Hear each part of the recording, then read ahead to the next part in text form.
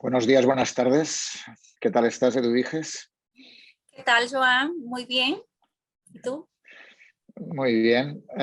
Vamos a continuar presentando la quinta y última mesa de estas jornadas, titulada Respuestas comunitarias, aspectos sociales y acción local en salud. Esta mesa va a estar moderada por José Estuardo Miranda Gómez, a quien presento. José es médico guatemalteco, doctor en ciencias sociales con especialidad en sociología y máster en salud pública. Actualmente es coordinador de procesos técnicos regionales de la Secretaría Ejecutiva del Consejo de Ministros de Salud de Centroamérica y República Dominicana, SECOMISCA, donde coordina el trabajo de movilidad humana y migración, salud mental y promoción de la salud. Vamos con José entonces para que nos presente esta mesa. Adelante. Gracias, Eduviges y Joan.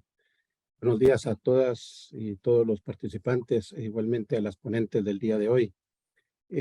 Voy a permitirme hacer un breve resumen, dar la bienvenida a cada una de ustedes, como ya lo mencioné, y mencionar que esta mesa es una amalgama de experiencias sumamente interesantes desde la perspectiva de promoción de la salud, la investigación, la gerencia de servicios, la atención primaria y el activismo político y educación en salud, que es lo que se va a reflejar a lo largo de las presentaciones. Me permito entonces presentar a Carmen Borrell Itió, es gerenta de la Agencia de Salud Pública de Barcelona, con una extensa experiencia como investigadora sobre los determinantes políticos, sociales y ambientales de la salud.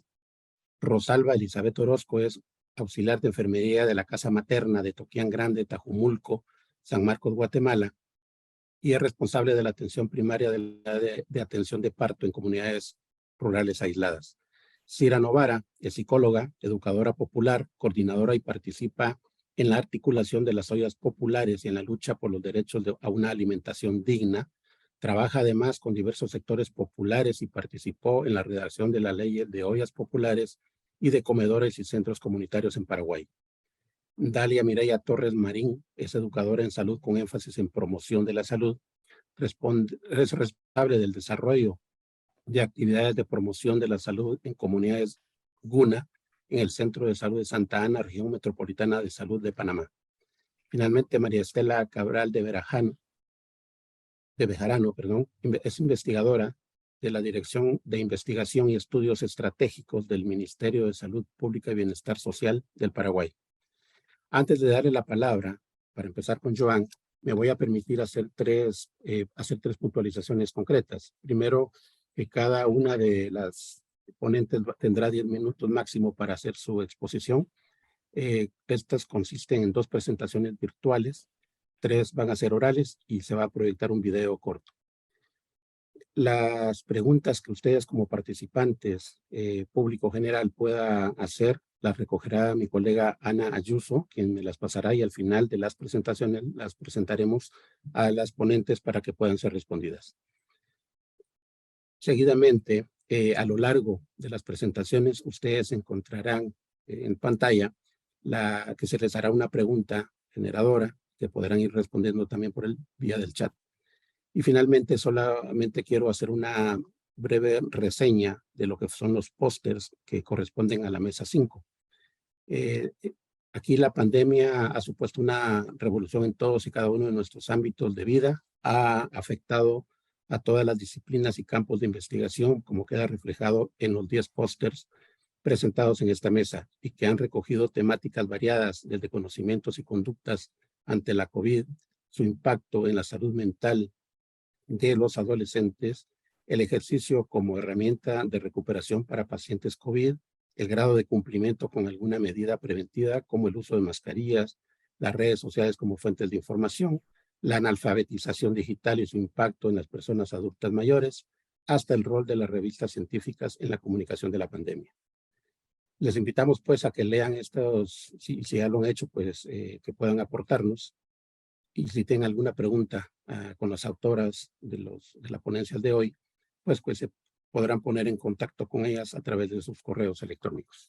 Sin más preámbulos, quiero dar la palabra inicialmente a Carmen para que nos presente los resultados de las desigualdades en la COVID, el ejemplo de Barcelona. Adelante, Carmen. Muchas gracias por la invitación. A ver si consigo hacer esta presentación en 10 minutos. Bueno, un poco para situar, ¿no? Para poder explicar la respuesta que tuvo Barcelona en el tema de las desigualdades en la COVID. Carmen, un momento, Carmen. Modo presentación. Está a modo presentación. Yo lo tengo en modo presentación. ¿Lo ves a pantalla completa tú? Yo lo veo a pantalla completa. Vale, nosotros no lo vemos. Vemos diapositivas pequeñas en el lado izquierdo y diapositivas en el lado derecho. Venga, Pues ¿cómo hacemos? Porque yo lo tengo a pantalla completa en mi ordenador. Otra cosa es que vosotros tenéis mi presentación. Si la queréis poner vosotros, no por eso sé. te iba a decir, he interrumpido la tuya y te pongo... Yo lo prefiero, porque así no habrá problemas. Solucionado. ¿Es esta? Sí. Esta es la vuestra. Perfecto, pues entonces yo voy diciendo, ¿no? ¿Cuándo vais a pasar? Sí, perfecto. Vale. Pues bueno, decir que para explicar un poco la respuesta que ha habido en Barcelona respecto a las desigualdades en la COVID, primero quería explicar muy brevemente lo que hicimos nosotros de entrada para poder conocer la situación de Barcelona, ¿no? Entonces, si pones la siguiente, pensar que cuando empezó la epidemia en marzo de 2020, finales de febrero, nosotros en un mes preparamos una web que nos daba datos sobre la situación de la epidemia en Barcelona. Y eso lo teníamos en nuestra página web. Aquí arriba tenéis la página web. La web se llamaba COVID-19 al día y es una web que se actualizaba 3 veces al día con datos de todas las personas que se diagnosticaban de COVID a través de las pruebas de laboratorio. Lo que hizo Cataluña fue, a través de los laboratorios, coger toda esta información y traspasar. A nosotros nos traspasaban la de Barcelona y nosotros así la podíamos representar. La siguiente, por favor.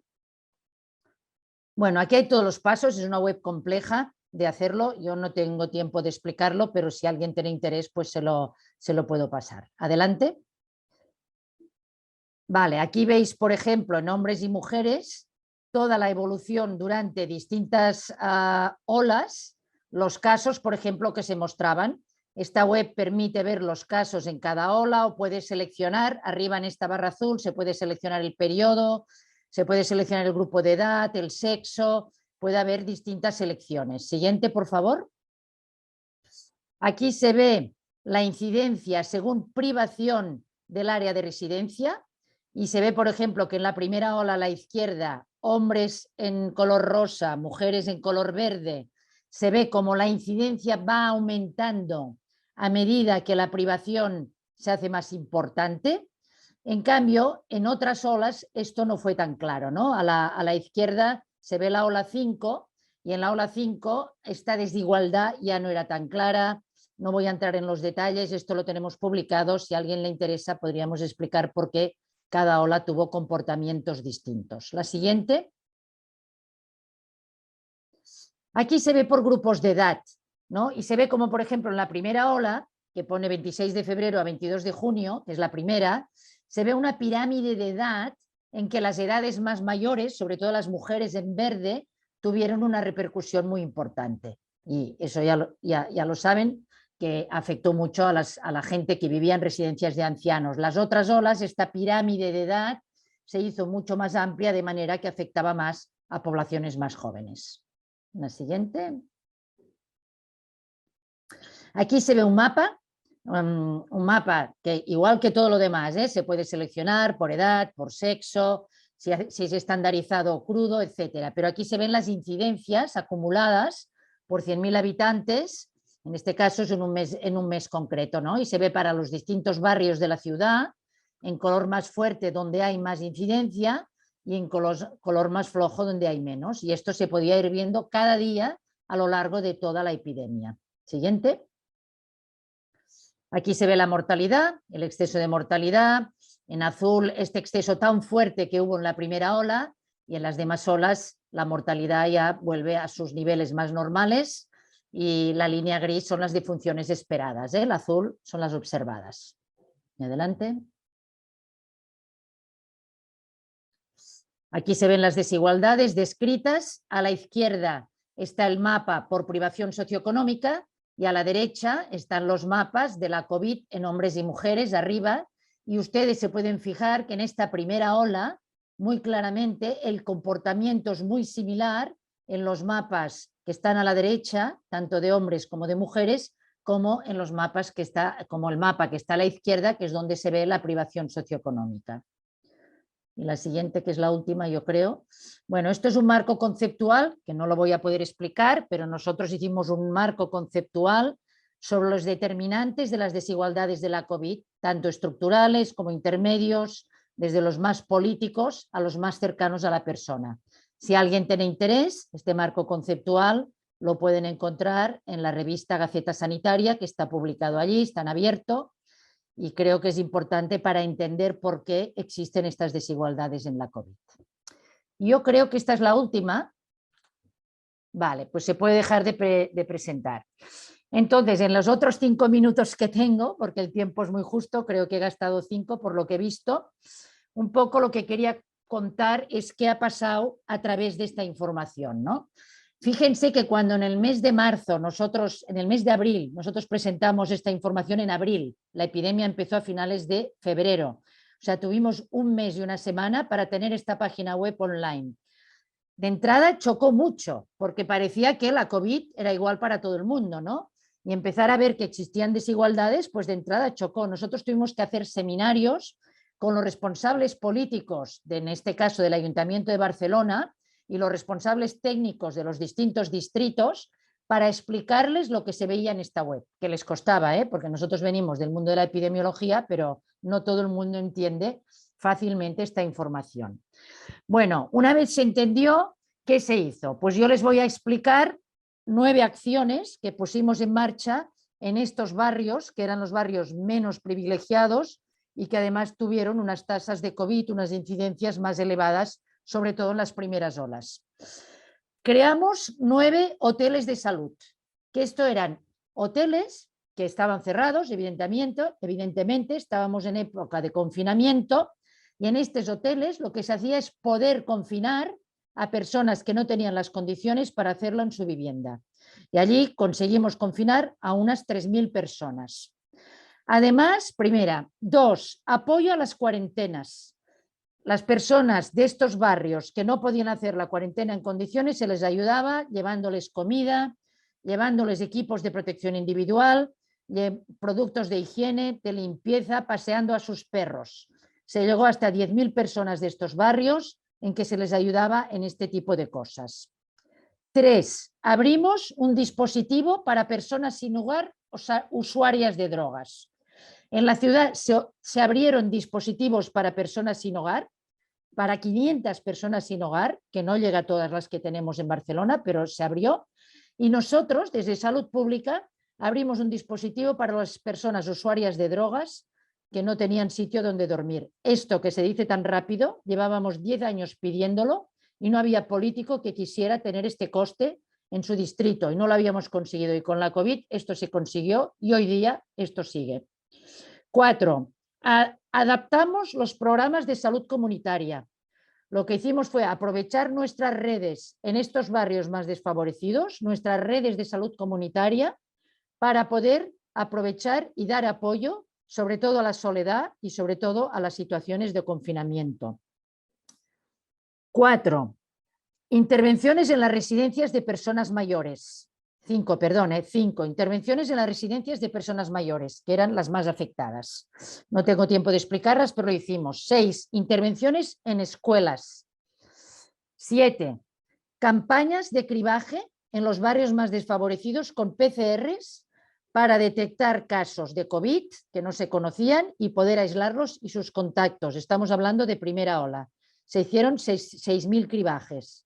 Y 9, ayuda a la vacunación. Cuando empieza la vacunación en 2021, nosotros vemos que hay una brecha digital de 30 puntos entre los barrios en que tenían más tasas de vacunación y los que tenían menos, de 30 puntos. Y esto estaba atado totalmente al nivel socioeconómico y claramente a una brecha digital que hacía que, como las vacunas se solicitaban por vía digital, había personas que no llegaban a tener la oportunidad de vacunarse.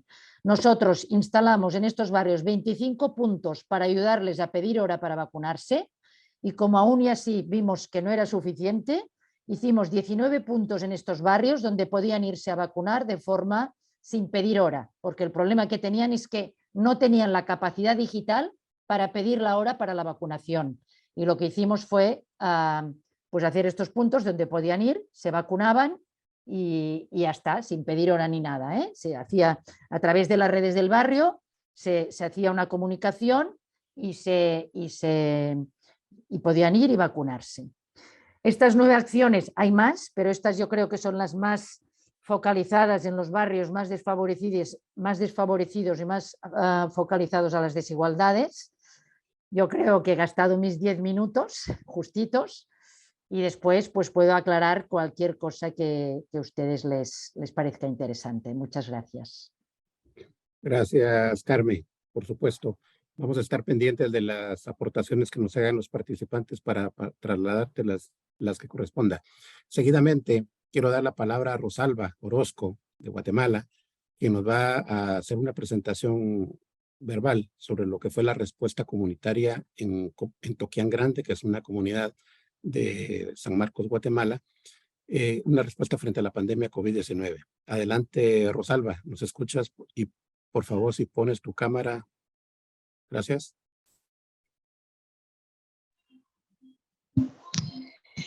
Muy buenos días a todos los participantes y las participantes.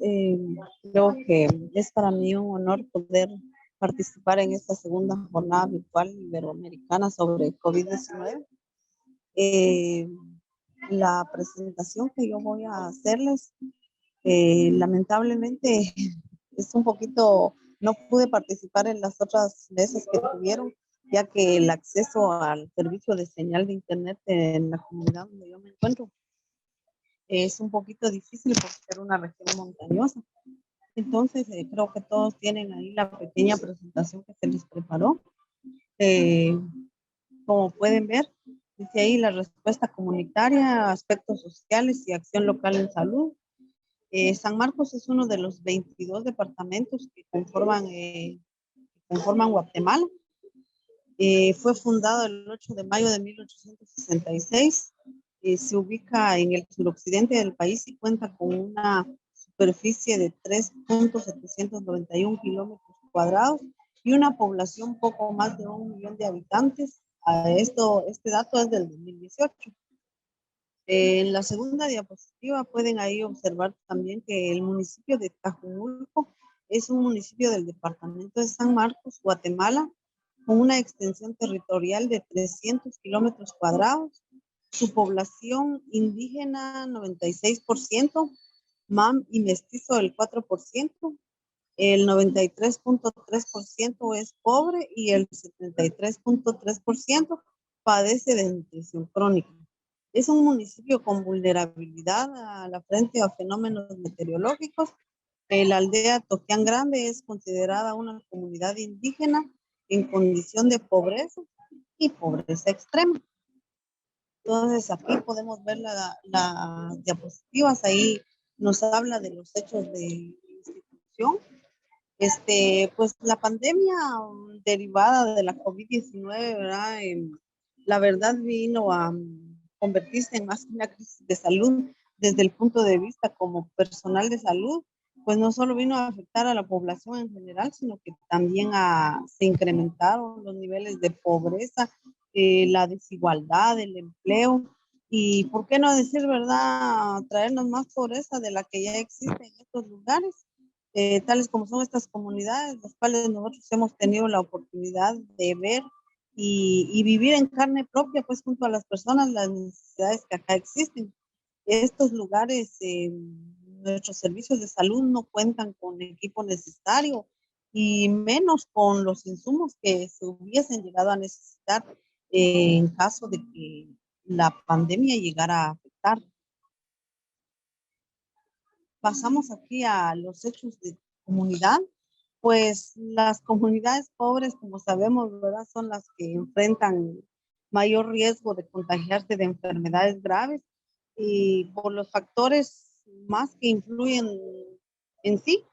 Uno de los factores es la economía principalmente, ¿va? Y otro sería los accesos a los servicios de salud, también acceso a carreteras eh, y las condiciones de salud en las que las familias viven, pues. Los líderes comunitarios en estas áreas, la verdad es que tienen mucho peso, se organizan y es ahí donde se necesita el trabajo en equipo para poder colaborar en beneficio de los mismos.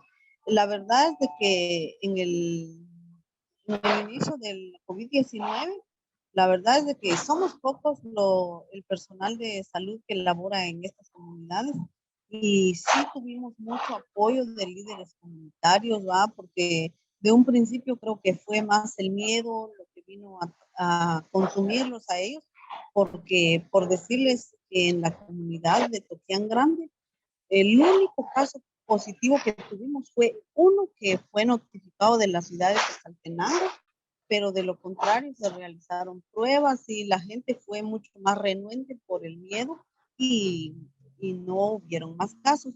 Vamos a los hechos de interacción, pues entre el personal de salud de la casa materna y el personal de salud del distrito de Tacuarembó, pues se tuvo una muy buena comunicación, ¿verdad? Y sí que también compartiendo con los pocos recursos con los que ellos contaban y haciéndonos llegar a nosotros, siempre ahí sí que cuidándonos, ¿verdad? Porque la verdad es de que también recibimos apoyo de Visión Mundial, que es una ONG que tenía sede en Puerto Grande, con algunos insumos de higiene y que también se le proporcionó a la población en su momento.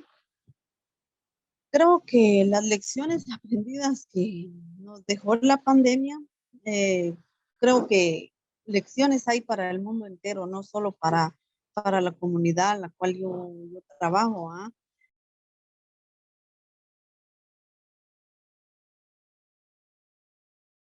Siempre le he dicho a la gente allá que una de las lecciones y que es lo que yo siempre he recalcado es de que continuemos cuidando los bosques porque donde nosotros estamos es una región muy montañosa, muy lluviosa, mucha agua, entonces a veces sacando uno las propias conclusiones como personal de salud llega a pensar de que eso vino a favorecernos bastante por motivo de que no fue más el miedo lo que enfermó, allá no existió uso de mascarilla, allá no hubo, yo vivo en una comunidad, una comunidad urbana, por decirles, y creo que en su momento yo prefería estar aislada, estar en mi trabajo.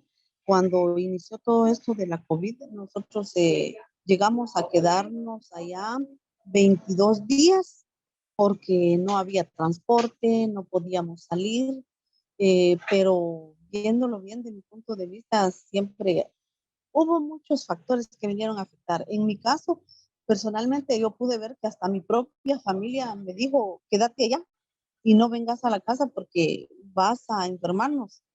Entonces nosotros nos quedamos todos esos días trabajando y llegué a la conclusión de que vivir en una zona montañosa como lo es Toquián Grande fue algo muy importante porque los bosques son los pulmones de nuestro planeta y pude darme cuenta de que la gente allá no fue afectada, no existieron casos, solamente uno que les decía que de Quetzaltenango nosotros recibimos esa notificación de que él sí salió positivo, se tomaron las medidas, se le explicó a la familia, lamentablemente la familia dijo, no, esto no existe, la COVID no existe y nosotros vamos a hacer las cosas a nuestra manera. No podíamos, éramos pocos contra todos, pero al final les decía pues de que sí es cierto, allá nunca se usó mascarilla.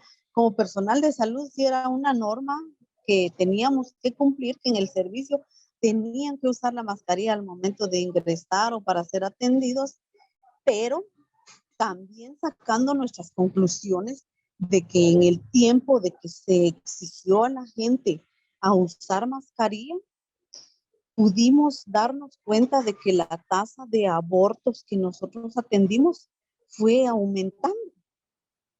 Entonces empezamos a hacer un estudio de por qué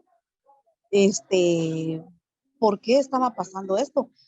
Y luego vimos otro factor de que no venía a beneficiarnos, sino venía ahí sí que a afectarnos, porque las personas usaban la mascarilla, nosotros le dábamos su mascarilla, pero al salir a la calle la tiraban. O sea, estábamos contribuyendo a algo, pero también estábamos contribuyendo a que esto se volviera una ola de contaminación para nuestro planeta.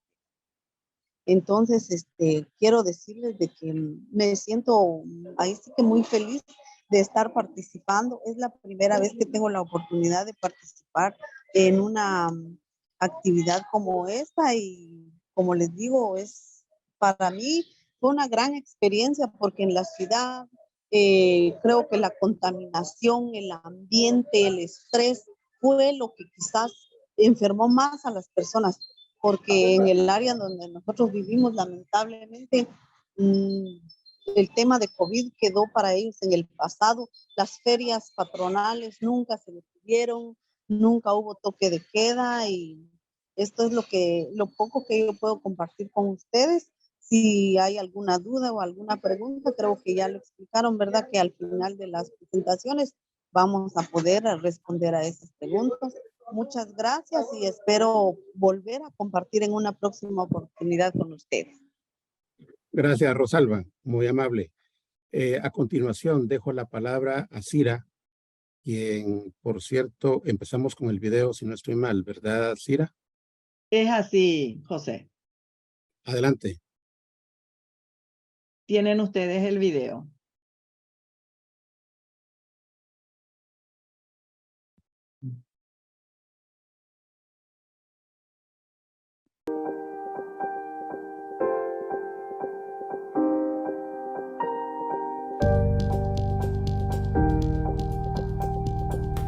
Hace cuestión de 2 años y medio tuvimos que levantarnos todas las señoras a hacer una olla popular para la comunidad.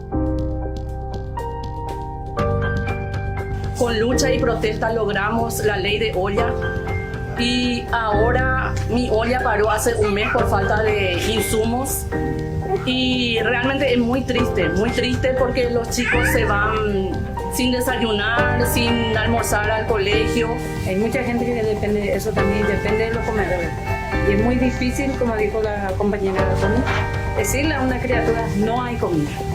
Te pesa en el alma, te duele. Decirle a un chico no hay merienda, no hay comida, es muy doloroso.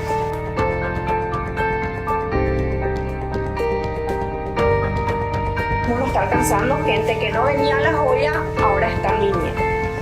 Y ahora en esta ocasión está feo el día para todo lo que necesitamos en la costa del río.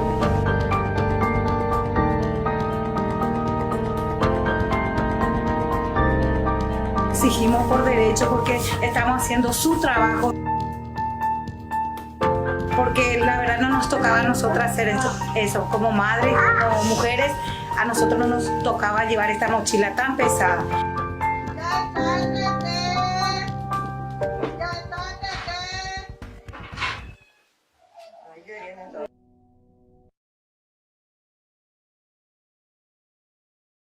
Cira, adelante. Sí, bueno, esta es una experiencia, ¿verdad? Que surge en Paraguay. Un placer estar en contacto. Muy buenas tardes, muy buenos días para otros países. Esta experiencia de la articulación de ollas populares surge de lo que nosotros denominamos los bañados. Es la margen del río que limita el río Paraguay con Asunción, la capital. Esa zona es denominada Bañados, está al sur, al norte de Asunción. Y durante la pandemia las mujeres nos organizamos para poder dar al menos un plato de comida a las familias, a cada uno de los integrantes.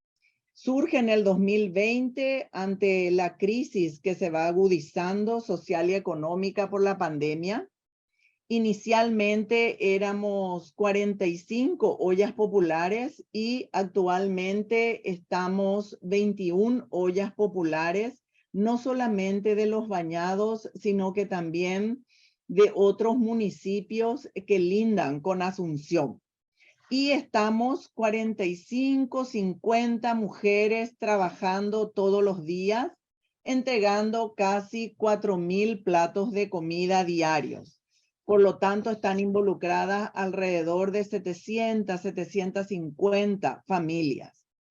¿Cuáles son los elementos fundamentales de esta experiencia, de esta respuesta ante el COVID? Trabajamos para poder llevar un plato de comida, fundamentalmente la organización de las ollas populares en cada uno de los territorios. Realizábamos y seguimos realizando movilizaciones exigiendo los derechos a la alimentación y a una vida digna. La incidencia política ante las instituciones, fundamentalmente Ministerio de Desarrollo, Secretaría de Emergencia Nacional, la formación continua de las mujeres y mucha comunicación y difusión de la experiencia, de tal forma a que toda la ciudadanía nacional e internacional conozca y apoye esta experiencia. Y algunos elementos transversales que para nosotros son fundamentales es el enfoque de género.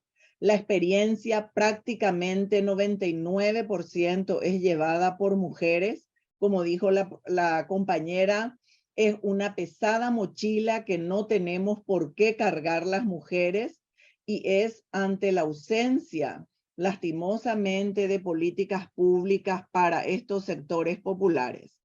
Otro elemento transversal es la construcción del poder de las mujeres, el análisis permanente de la realidad y el enfoque de derecho claramente.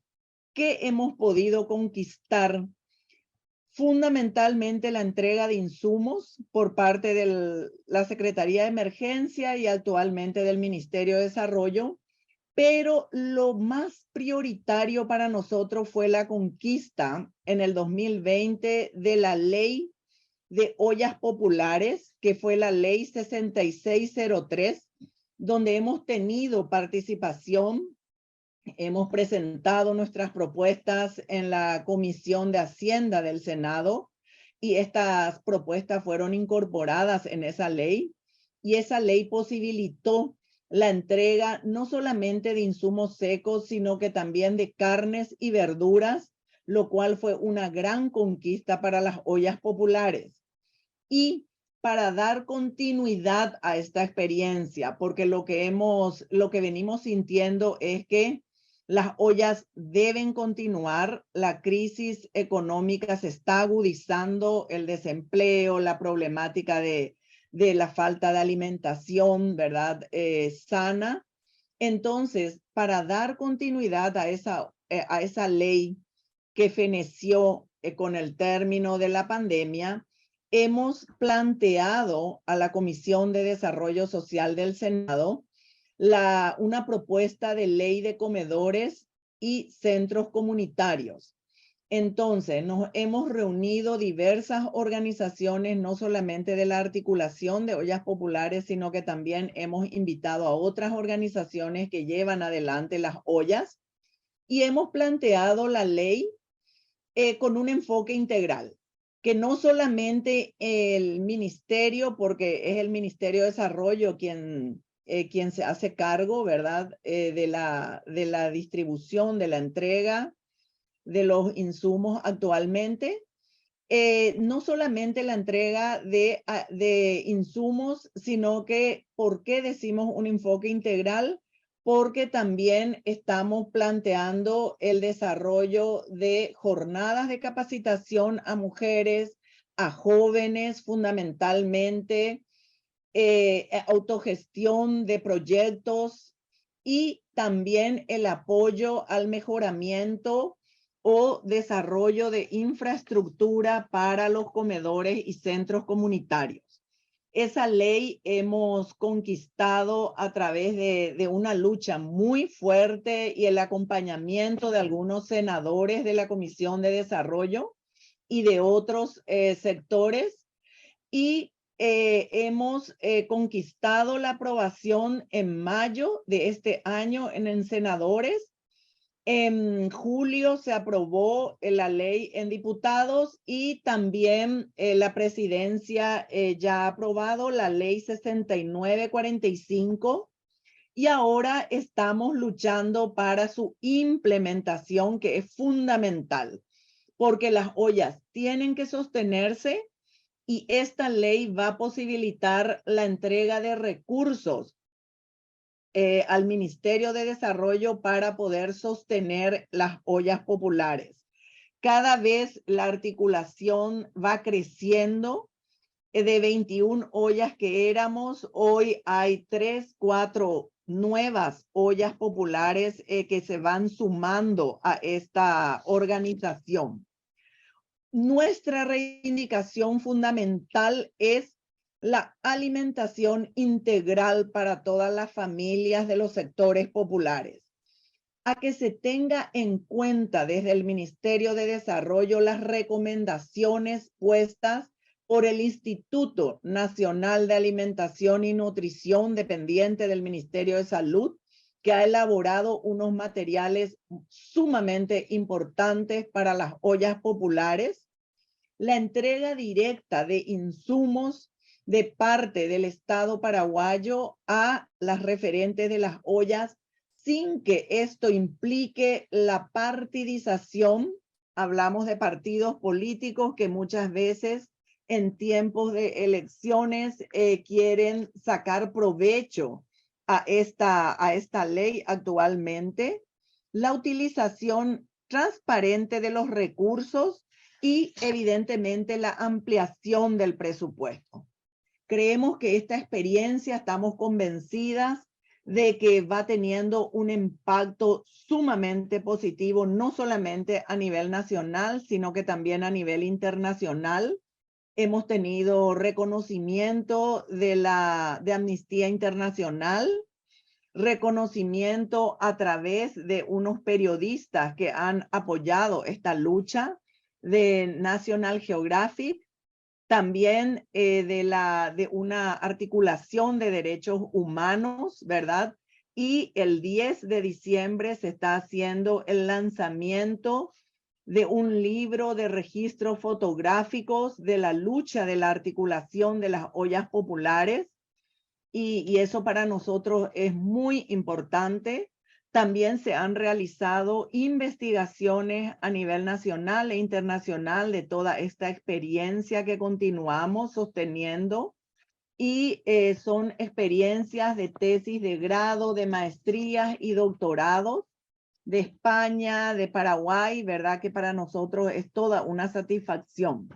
Hemos conformado, impulsado y conformado lo que denominamos la Red por el Derecho a la Alimentación, integrada por varias organizaciones de mujeres, campesinas, indígenas y de sectores populares. Y lo fundamental es el empoderamiento de las mujeres en todo este proceso de lucha, ¿verdad? Tenemos todavía el desafío de que los insumos lleguen a las ollas, de que se vaya ampliando el presupuesto, de que las ollas y los comedores tengan equipamiento, y que la reglamentación y el manual operativo para la implementación de la ley se haga de manera participativa. Pero seguimos fortalecidas, así que para nosotros es una experiencia sumamente enriquecedora de compartir a nivel iberoamericano. Muchísimas gracias. Gracias, Cira. por tu presentación. Sí, continuando, doy la palabra a Dalia Mireya Torres, quien nos va a presentar, de Panamá, quien nos va a presentar la respuesta de una comunidad guna, la nueva Goodyear, frente a la COVID-19. Adelante, Dalia, por favor, tu cámara. Gracias. Listo. Bueno, ante todo, muchísimas gracias desde Panamá por esta participación en este Congreso Iberoamericano y como mencionó José, el título de nuestra exponencia, más que todo vamos a exponer una experiencia de cuando promoción de la salud se trabaja con sus 3 ejes principales, la educación, el mercadeo y la comunicación en salud, pero lo más importante, la participación comunitaria y social.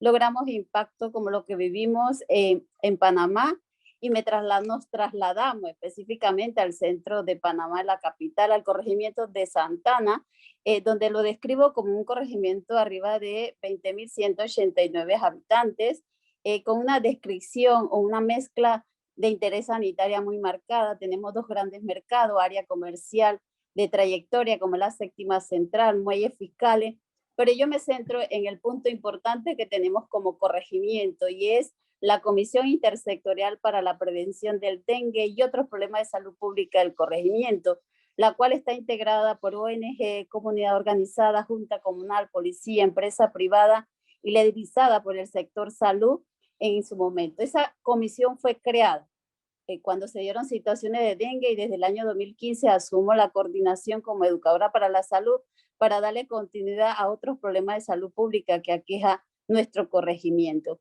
Y en ese sentido paso a describir la comunidad Goodyear.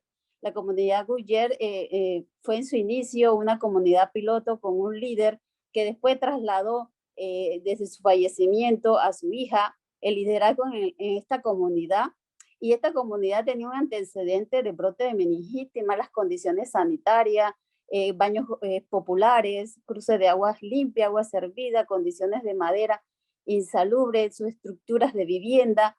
Ellos son de origen guna, en su población el 80%, ya que ellos provienen de la comarca San Blas, un área turístico muy conocido, pero también traen su cultura. Los trasladan de un área rural a una área urbana, que es el centro de la capital en el corregimiento de Santana.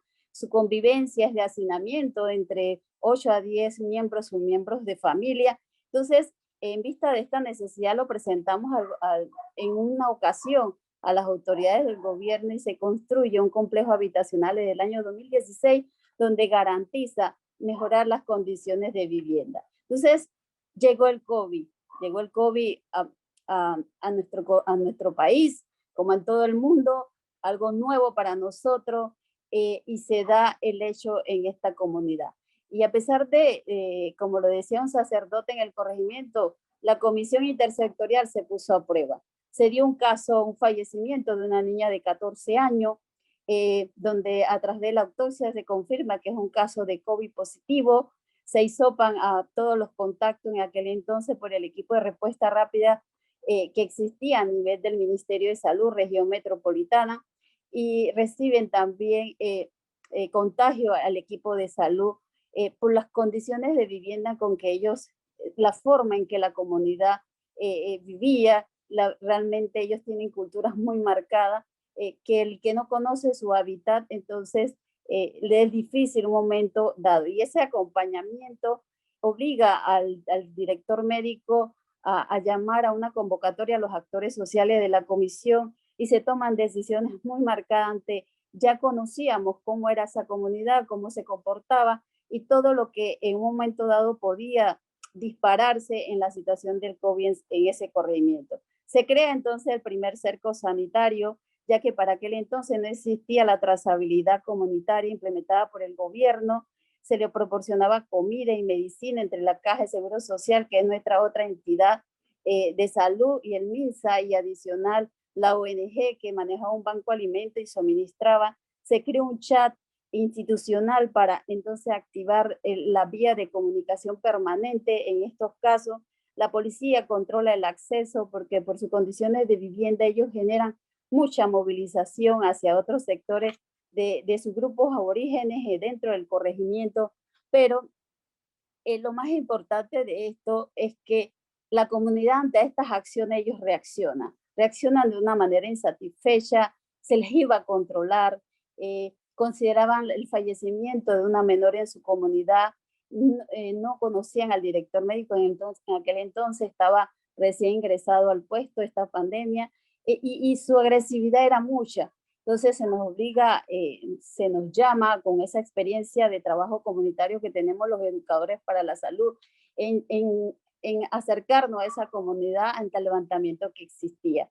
Y fue interesante porque la policía, el acompañamiento y de antecedente que teníamos esta comunidad, generó un llamamiento que era momento de poner en práctica todo lo que les había enseñado. Que así como se superaron crisis de salud en épocas anteriores, llegó el momento de enfrentar esto. Y se dio esta acción por parte de la líder que se identificaba en salud, que había sido formada en salud y que era su momento de accionar y poner en práctica su liderazgo. Entonces se da esas situaciones y se genera entonces compromiso. Ella toma la batuta con el asesoramiento técnico de salud y del epidemiólogo, donde se da acciones bien concretas por ello. Ellos crean sus equipos de limpieza y desinfección dentro de las condiciones de vivienda de cada una, controlan los pacientes o los residentes que en un momento dado presentaban síntomas, se generaba un compromiso entre el MINSA y la Caja de Seguro Social,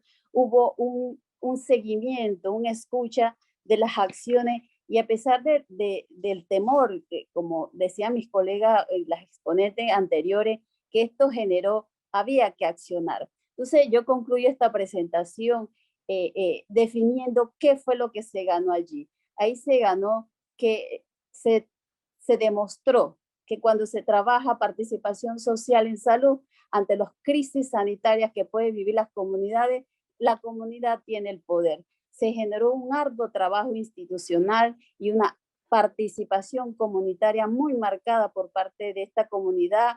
Se desarrollaron todos los aspectos de abordaje integral de atención, alimentación, vigilancia, acciones propias de la dinámica comunitaria, y también se dio, la salud es un tema de todo. Salud no tiene solamente el control de esto. Salud es un facilitador, es un acompañamiento, pero que al final el empoderamiento comunitario generó una acción social y comunitaria muy amplia. Nos demostró una vez más que los determinantes en salud hay que trabajarlo previamente, que las crisis sanitarias, la respuesta, siempre y cuando el funcionario, el Ministerio de Salud acompaña a las comunidades, vemos respuesta como ante crisis sanitaria, como fue el COVID-19 en nuestro país y en el mundo entero.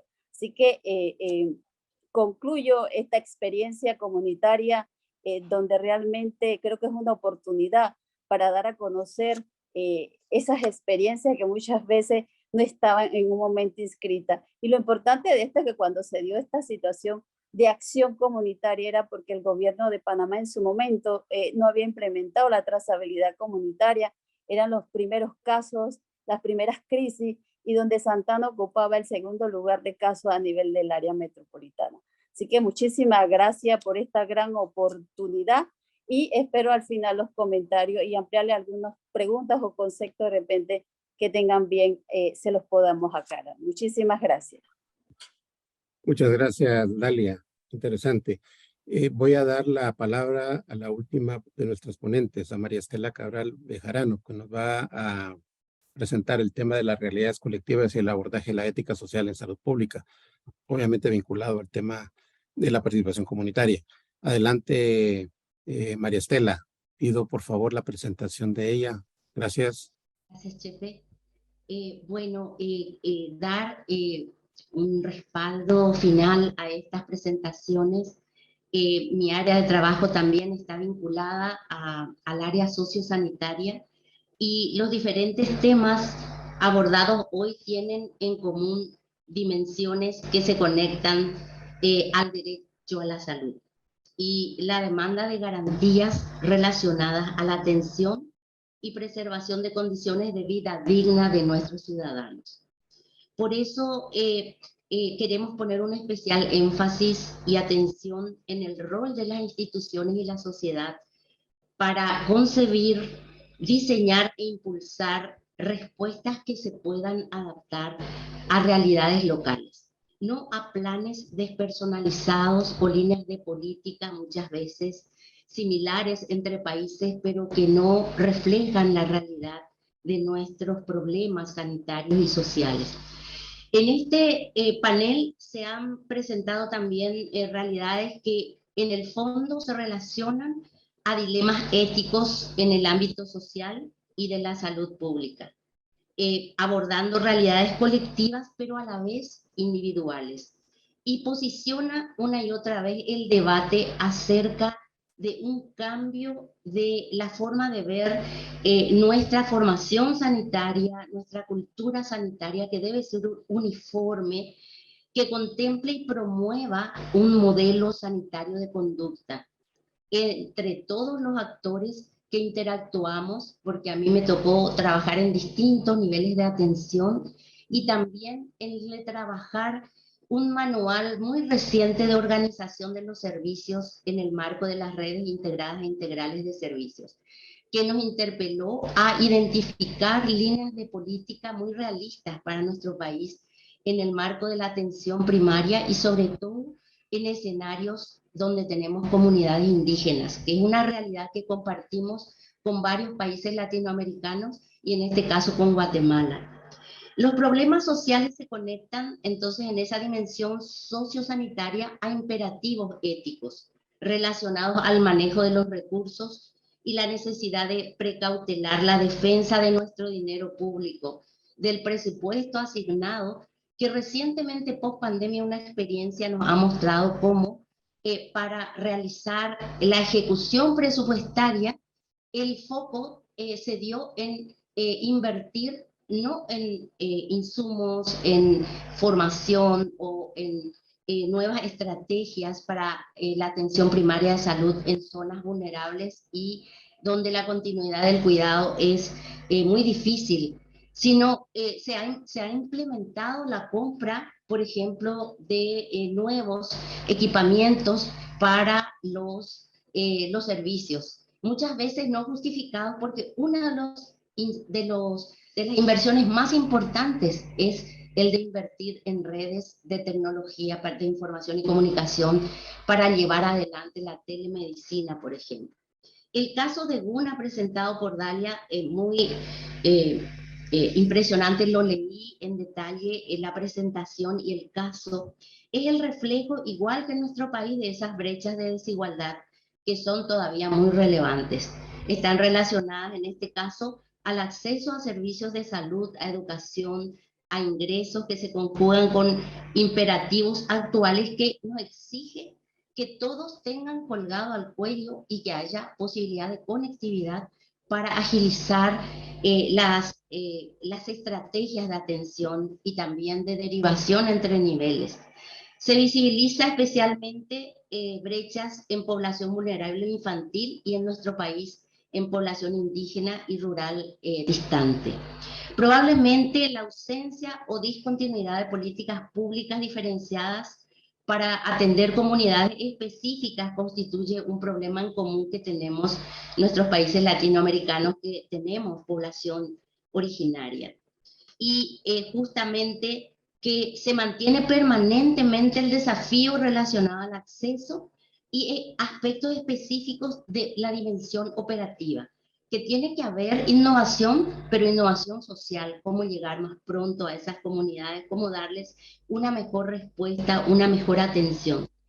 Y en nuestros países esos factores causales y coadyuvantes particulares se desarrollan en contextos que nosotros creemos que son corregibles. No son como otros países que tienen esas distancias inabordables. En nuestro país son abordables y podemos identificar cómo lo podemos corregir. Y se habla de factores corregibles o éticamente modificables. Y entonces un factor fundamental para poner la conciencia y un énfasis para conocer esas desigualdades siempre serán los análisis objetivos de situación de salud para atender los problemas sociosanitarios, sobre todo en determinados conglomerados. Y el marco ético institucional y de salud pública en este caso debe interpelar las acciones basadas en la desagregación de información precisa y actualizada, que probablemente las descuidamos en todo lo que no era la pandemia de COVID-19 y que ahora debemos proponer actualizaciones por regiones. El contexto ético de la salud pública se remarca claramente que tenemos que discriminar que no se trata de intervencionismos benevolentes o una caridad, sino procesos de planificación sanitaria basados en diagnósticos de situación dinámicos que informen para renovar intervenciones especiales y diferenciadas. Y con una articulación permanente, la participación y la responsabilidad de todos los actores, así como los que hoy nos han contado su experiencia. Y quiero darle un fuerte abrazo virtual y luego lo haré personal a Cida, por que realmente ella no solo está hablando teóricamente de algo, ella lo ha vivido y ha estado en esa experiencia. Entonces los marcos regulatorios es un desafío de nosotros los técnicos de corregir esas líneas de política, de hacerlas realmente, de volverlas realidad y ampliar la capacidad de respuesta en el desempeño conjunto de las instituciones. Por tanto, ahí es donde tenemos que lograr articularnos, conocernos en instituciones, organizaciones sociales, locales, individuos, personas, en este caso las lideresas de las ollas populares. Y de esta manera, estas acciones sanitarias se deben basar en principios sociales, analizar las contradicciones y los desencuentros entre lo que es individual y lo que es social, entre lo que es la ética clínica. En el caso de la ética institucional o de salud pública se debe traducir en leyes, en reglamentos que reflejen los 4 principios básicos de la ética. Me tocó presentar en ese contexto un trabajo, una comunicación que lo hicimos en el marco de la promoción de la formación ética de nuestros colaboradores en el sistema de salud y en el ámbito sociosanitario. Y siempre algún organismo nos apoya, en este caso la OPS apoyó la formación en la Universidad de Córdoba de un diplomado en ética clínica, social y de salud pública. Y en ese contexto me tocó presentar un trabajo que les agradezco fue seleccionado y con el cual pensamos seguir trabajando la formación en los hospitales para crear conciencia, comités de ética hospitalaria, comités de bioética, comités de ética en la investigación. Y con esto yo también cierro, ya que tenemos que cumplir esos 10 minutos, y les felicito a todos los integrantes de la mesa y por supuesto a todo el equipo de las jornadas virtuales iberoamericanas una vez más, a la RIMAIS, a sus actores visibles, John Carles, Tomás López Peña, José Estuardo, que fue un placer trabajar con él, y también todos los demás miembros del equipo. Saludos a Tachi, a Clara y a Jaime. Gracias. Gracias, Estela. Muchas gracias a todas por las presentaciones. Voy a leer algunas de las preguntas que se han dirigido específicamente para cada una de ustedes. Voy a empezar contigo, Carmen. La pregunta es, ¿qué no harías ahora de lo que hiciste durante las primeras olas pandémicas COVID-19? Adelante.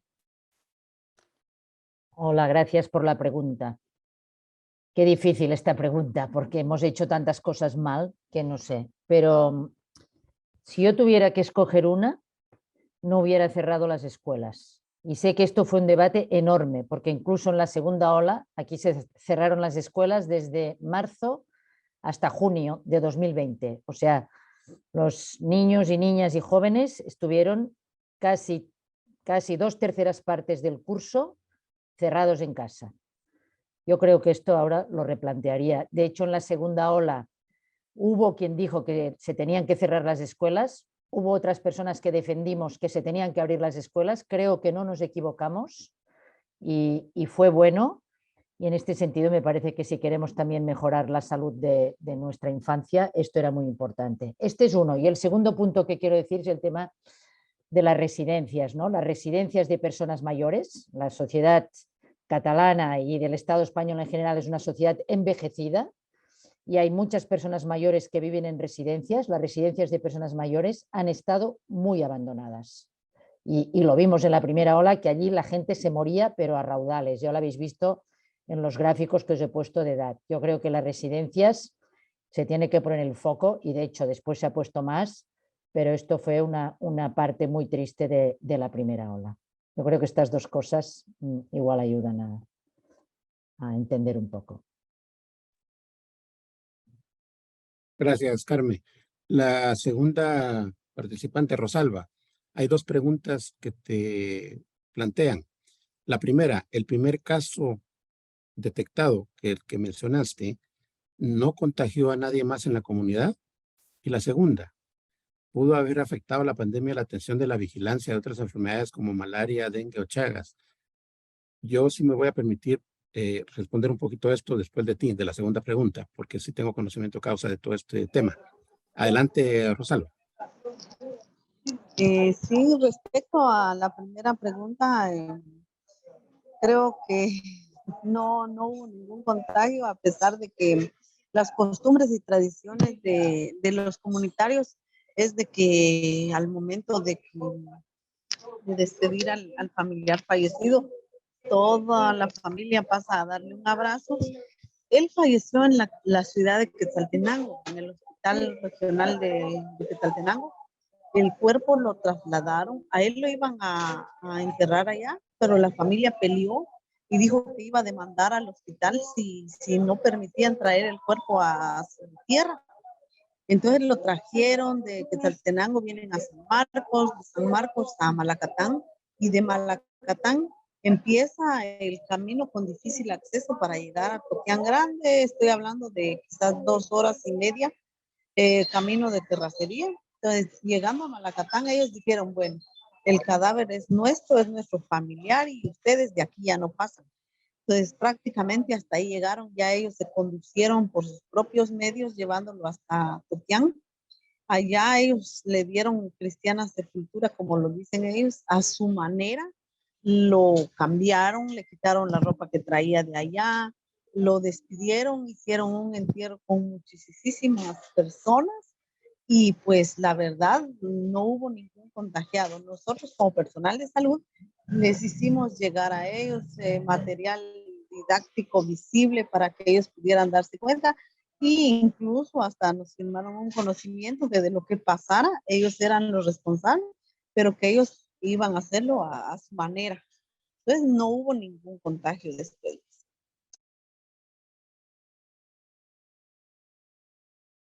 Ok, gracias, Rosalba. A ver, con respecto a la segunda pregunta, si pudo afectar la pandemia a la acción de vigilancia en otras enfermedades. Rosalba, si tú quieres opinar, adelante, pero solo quería mencionar que por las condiciones del terreno, es decir, la altitud en la que está Totián Grande, no es zona endémica de ninguna enfermedad metaxénica. Segundo, una comunidad bastante aislada y la comunicación sigue siendo principalmente al altiplano, que sigue siendo alto, frío y no tampoco es una prioridad epidemiológica el tema de las metaxénicas. Chagas incluso no es precisamente la zona donde más se presenta endémicamente, es más a nivel de costa sur de Guatemala. Dengue, malaria, miren, son casos que pueden darse, es cierto, pero también es cierto que en el país a ese nivel de donde se ubican el puesto de salud o la comunidad de maternidad donde trabaja Rosalba, no hay capacidad de diagnóstico por laboratorio, aunque pudieron haber la sospecha o la suspicacia que siempre queda, ¿no? Si pudieron haber casos positivos, es difícil saber. Por clínica, probablemente, pero no son comunidades que consulten, sobre todo por las razones que ya explicó Rosalba. Y en términos de febriles, que es lo que se buscaría en todo caso en pacientes maláricos, tampoco hay posibilidades de hacer ni siquiera gota gruesa, que sigue siendo todavía un método bastante difundido a nivel de estas regiones y sobre todo en zonas fronterizas. Rosalba, no me quiero yo tampoco arrogar el derecho a responder esto únicamente, pero si tienes algo que comentar al respecto, adelante. Sido, fíjese que en el servicio en el que yo trabajo, las pruebas rápidas únicas que nosotros contamos son rápidas de VIH, hepatitis y sífilis. Son las únicas que nosotros realizamos. Y en el caso, hemos tenido casos de hepatitis y que hemos tenido que referir a la paciente, pero es algo imposible. La gente de allá es un poquito, como les digo, no civilizada al 100%, entonces cuesta hacerles entender que es necesario que ellos puedan acudir a un servicio ahí sí que de otro nivel para su atención. Entonces es un poquito complicado. En el caso de que sospechosos, como usted decía, hubieron pruebas, se realizaron, pero ¿qué pasó? Que ahí ya la gente como que amenazaba ya directamente al personal de salud. Entonces no, mayor cosa, no se hacía, solamente uno ahí estarlos vigilando. Por ejemplo, cuarentena, mucha gente que por ser un lugar fronterizo tiene la costumbre de migrar por la falta de oportunidad de trabajo que hay aquí. Entonces ellos migran a México. Cuando todo esto sucedió, mucha gente vino de regreso. Se empezó a poner en cuarentena a las personas, a las familias, pero eso nunca se llevó a cabo. Nunca se llevó a cabo. Nosotros cumplíamos con llevarles material y decirles lo que ellos tenían que hacer, pero lamentablemente no se pudo. Incluso aquí en Malacatán hubo un cordón sanitario, se puso un cordón sanitario, que gente de Tajumulco, de esas comunidades en las cuales nosotros estamos, vino y rompió el cordón sanitario porque es el único lugar donde ellos pueden acudir para comprar alimentos, cobrar remesas, que es ahí sí que el único y mayor ingreso que hay para las familias de allá. Entonces vinieron y ellos rompieron el cordón sanitario aquí en Malacatán y ahí sí, eso es lo único. Gracias, Rosalba. Interesantes aportes. Voy a seguir con una pregunta o un comentario que se remite a Cira. Señalan, está bien las leyes y las actividades realizadas, sin embargo, hay que empoderar a la mujer en la igualdad de derechos como tales, la incorporación a la alfabetización, a desarrollo de planificación familiar. Considero que esas iniciativas deben considerarse como temporales, no se debe dejar siempre que haya comunidades desiguales. ¿Alguna reacción, Cira? Adelante.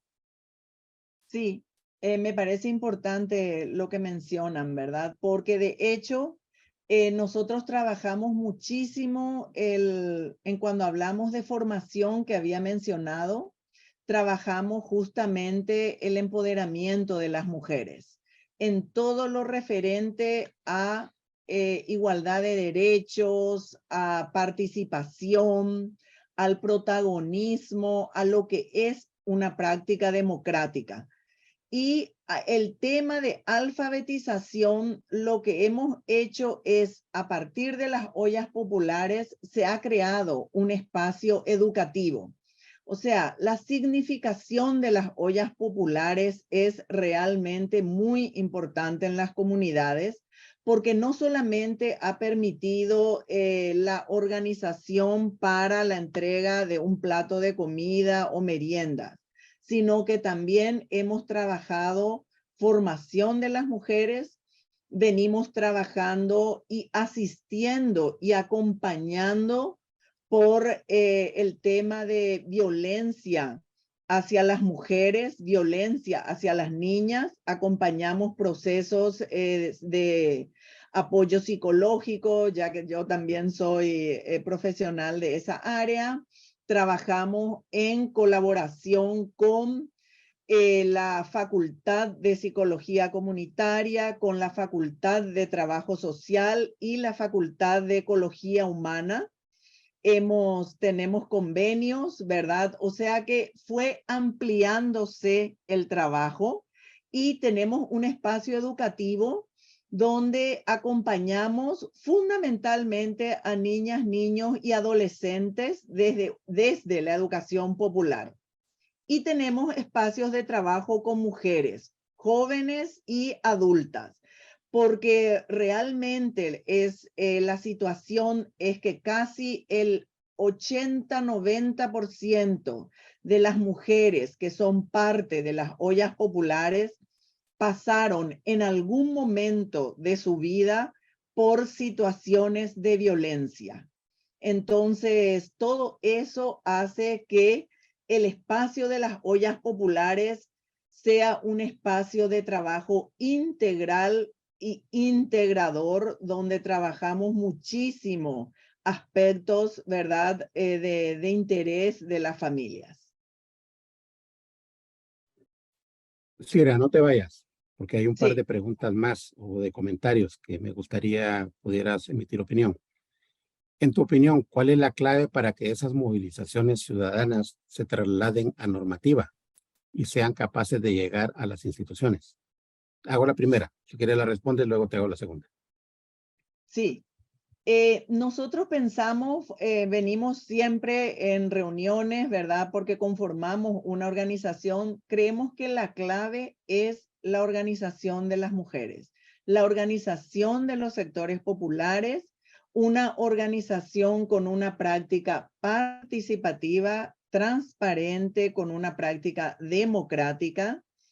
Eso cuesta muchísimo, ¿verdad? Construir después de tantos años, prácticamente son más de 30 años que ha caído la tiranía, ¿verdad?, estronista, y nos cuesta sostener procesos democráticos, pero creemos que la clave para que las propuestas populares se conviertan en ley son fundamentalmente la organización y la formación democrática, y trabajar con autoridades, con senadores, con diputados, con sectores que verdaderamente tengan interés en construir un Paraguay diferente, un Paraguay donde vayamos rompiendo las diferencias y podamos verdaderamente construir una vida digna para todos y todas. Gracias, Sira. La segunda, que es más bien un comentario sumado a un par de preguntas. Leo, el papel de los medios en las pandemias ha sido muy cuestionado en España. Sin embargo, vosotras habéis sido capaces de articular una lucha con ellos, que parece que está funcionando.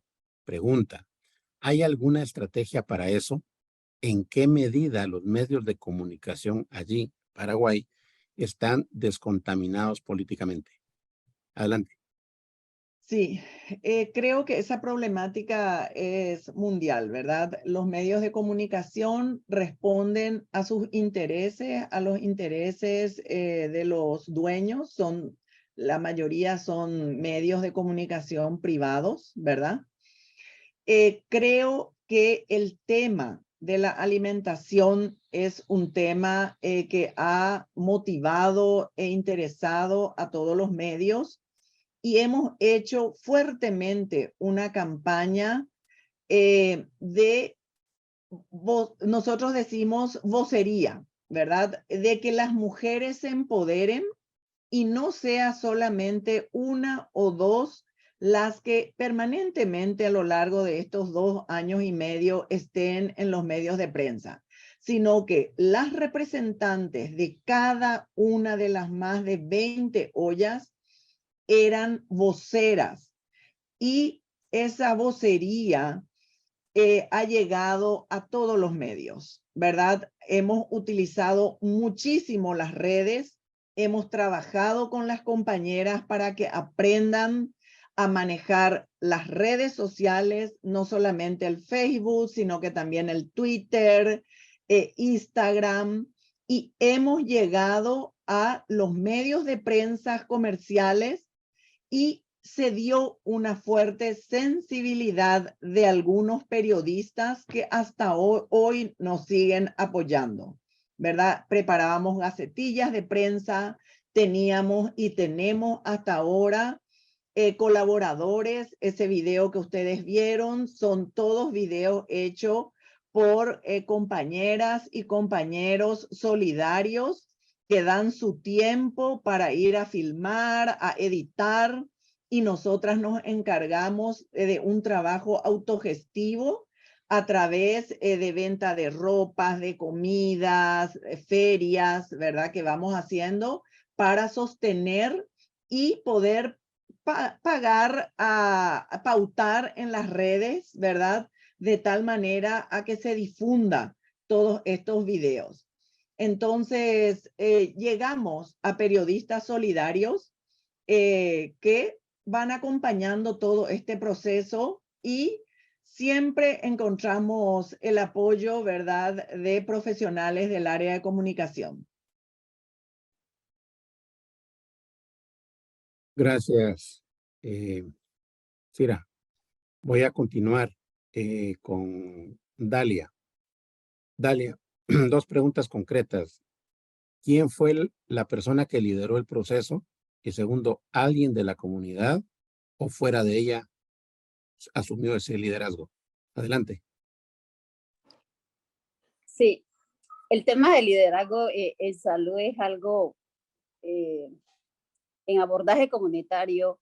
En este caso, creo que se lo doy plenamente a la líder de la comunidad. ¿Por qué? Porque en todo caso ella se convirtió en un puente desde su comunidad. Ella generó la atención completa por toda esa experiencia de preparación académica que se le había dado en su momento, en su antecedente, y creo que eso le permitió a ella en un momento dado tener ese respeto de su comunidad hacia ella. Y también ella cómo generó una respuesta a su comunidad a través de la Comisión Intersectorial y todos los actores sociales que en su momento pudimos respaldarla a ella en todo el asesoramiento técnico de salud, en la parte epidemiológica, tanto de la epidemióloga del MINSA como de la Caja de Seguro Social, como ella generó ese compromiso con la ONG para dar una respuesta de alimentación a su comunidad, cómo generó a través de la presidenta del Comité de Salud también otras acciones a través de la Junta Comunal. Ella gozaba de ese respeto, ella pertenece a la Comisión Intersectorial, ya la conocíamos, ya ella sabía cómo en un momento dado relacionarse con cada uno de nosotros, y creo que al trabajo al final ella desarrolló su liderazgo en salud, y podemos decir que este año celebramos en promoción de la salud, todos podemos hacer promoción de la salud. La líder de esta comunidad lo hizo en sus tres aspectos. Ella educaba a su población, ella generó participación comunitaria y ella orientaba en todo momento a su comunidad frente a la crisis que se dio en su momento. Gracias, Dalia. Voy a finalizar esta ronda de preguntas o de comentarios. Esta es una pregunta para Estela. En tu opinión, ¿qué tipo de comportamientos ha generado la pandemia que ha permitido una mejor convivencia o que haya mitigado el efecto de la pandemia en los demás? Y por el contrario, ¿se te ocurre algún ejemplo de comportamiento poco ético o moralmente censurable que se haya producido con motivo de la pandemia? Adelante, Estela.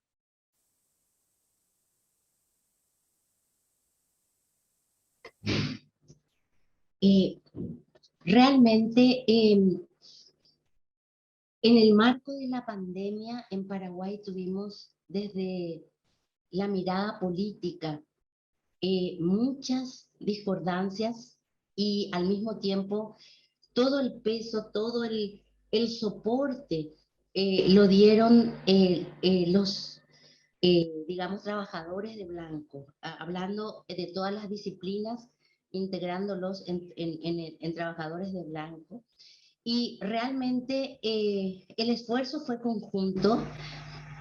Hubo en todo momento, lo que mencionaba Cira en alguna parte, ese esfuerzo era, digamos, con armas completamente inequitativas, porque en plena pandemia, como en muchos países ha ocurrido, sí hemos tenido situaciones graves de corrupción y por tanto la sociedad generó una presión en la que se visibilizó claramente las prioridades y justamente este tipo de acciones como las que con las que presentó Cira se han visibilizado a través de organizaciones, a través de debates y a través del control social. Pero al mismo tiempo hubo un esfuerzo desde diferentes organizaciones para tratar de colocar este eslogan que queremos hacerlo, digamos, queremos que permanezca, que es el de salud en todas las políticas, porque desde todas las políticas o desde todas las organizaciones y desde todas las instancias del Estado, la salud fue lo más importante, pero al mismo tiempo había que dar soporte. Puedo principalmente referirme a la asistencia a los pueblos indígenas y originarios. Tenemos la mitad de nuestro territorio paraguayo, que es el Chaco paraguayo, 3 departamentos completamente desiguales. Uno de ellos que se llama Presidente Hayes, en el que hemos estado trabajando el análisis de la continuidad del cuidado en comunidades normales o comunidades campesinas, pero con una brecha inmensa entre lo que es la continuidad del cuidado para comunidades campesinas en relación a la continuidad del cuidado en poblaciones indígenas. Y eso implica la inversión en unidades de salud de la familia, que generó esa presión, la decisión de instalar nuevas unidades de salud de la familia en esos territorios.